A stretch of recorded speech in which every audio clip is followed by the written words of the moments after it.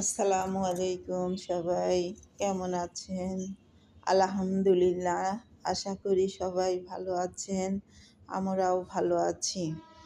এই তো আজকে একটা ছোট্ট এবং ভিডিও শেয়ার করব আপনাদের মাঝে।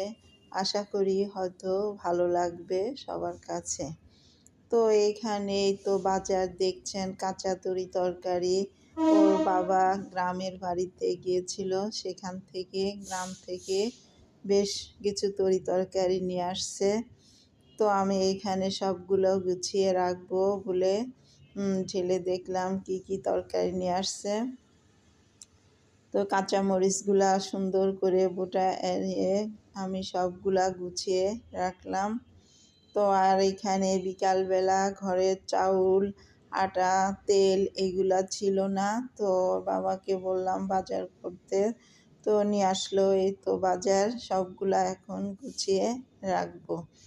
তো এখানে ছিল বেশ লবণ ছিল না, লবণ আর কিছু খাবার, চিপস, বিস্কিট, চানাচুর এগুলাও ঘরে কিছুই ছিল না, তো এগুলাও নিয়ে আসছে।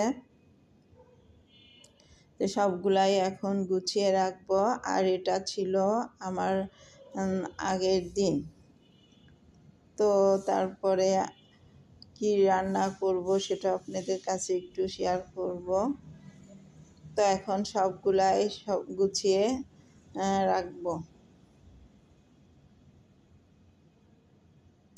তো এইখানে তো আমার গোছানো শেষ। তা আমি পরের দিন সকালবেলা ঘুম থেকে উঠে আর গ্যাসের যে সমস্যা, কি রান্না করব চিন্তা করলাম।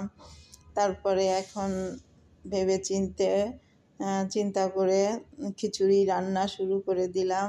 তো আর খিচুড়ি রান্না তো সবাই পছন্দ করে, আমার ছেলের তো খুব প্রিয় জিনিস। মনে হয় প্রতিদিন খিচুড়ি দিলেও ওর মানে হবে না, বিরক্ত হবে না।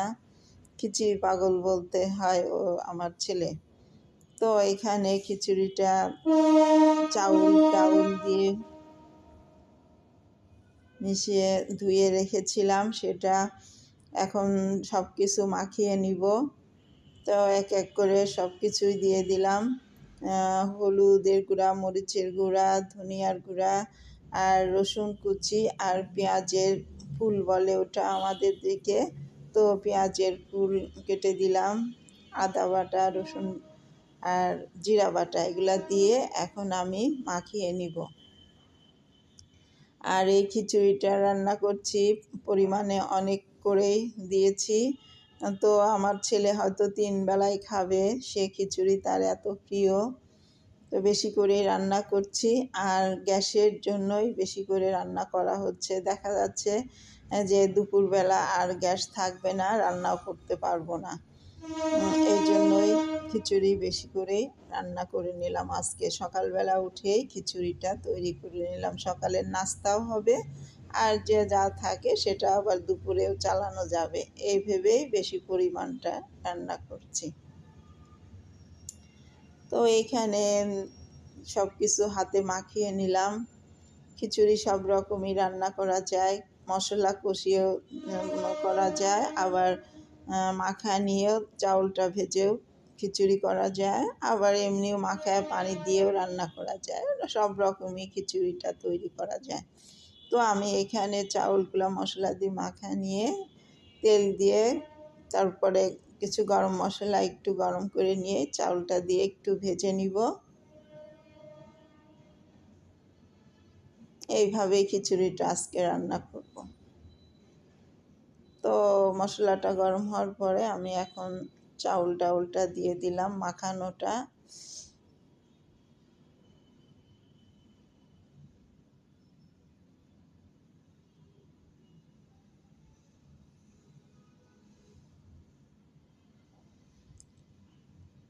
তো এখন চাউলটা একটু ভেজে নেব।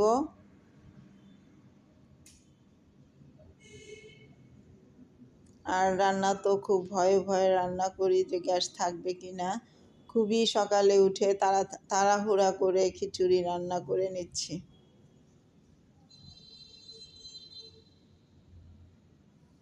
তো এইখানে চাউলটা অনেকক্ষণ ধরে একটু ভেজে নিলাম। তো ভাজা হয়ে গেছে, এখন পরিমাণ মতো পানিটা দিয়ে দিলাম।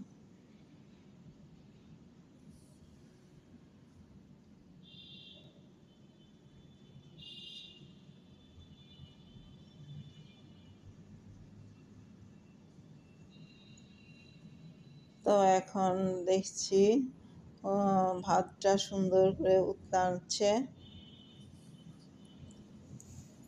একটু নেড়ে দিলাম, মাঝে মাঝে খিচুড়িটা একটু নাড়ি দিতে হয়, তো নেড়ে দিলাম।